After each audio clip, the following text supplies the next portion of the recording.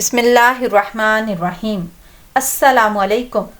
اللہ پاک آپ کی اور میری تمام مشکلات اور پریشانیوں کو دور فرمائے، آمین یا رب العالمین۔ ناظرین کرام، آج کی ویڈیو میں انار کی تعبیرات بیان کروں گی۔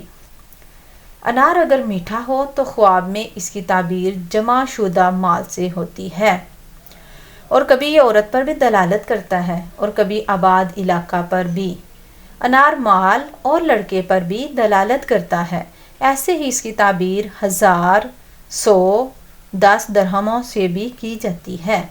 بعض نے کہا ہے کہ دیکھنے والے کی حالت کے مطابق بادشاہ کے لیے انار دیکھنا شہر سے تعبیر کیا جاتا ہے۔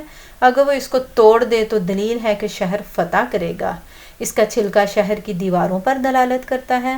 اس کے دانے شہر کے باشندے ہیں اور اس میں موجود جھلیاں اس کا مال ہیں۔ اگر کسی نے خواب میں انار کا چھلکا کھایا تو دلیل ہے کہ بیماری سے ٹھیک ہو جائے گا۔ انار کی تعبیر بند صندوق سے بھی کی جاتی ہے۔ کبھی یہ شہد کی مکھیوں کے چھتا اور شمع کی ٹکیا پر بھی دلالت کرتا ہے۔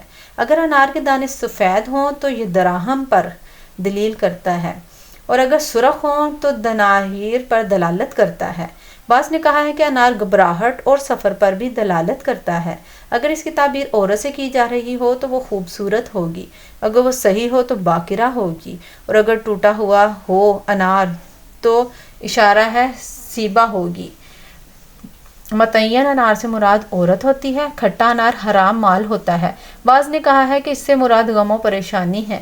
اگر کسی نے انار بیچا تو اس نے دنیا کو آخرت کے مقابلہ میں خرید لیا۔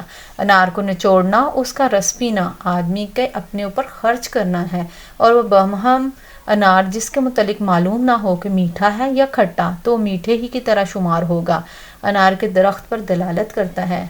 عالیہ دان شان و شوکت والے آدمی سے ہے۔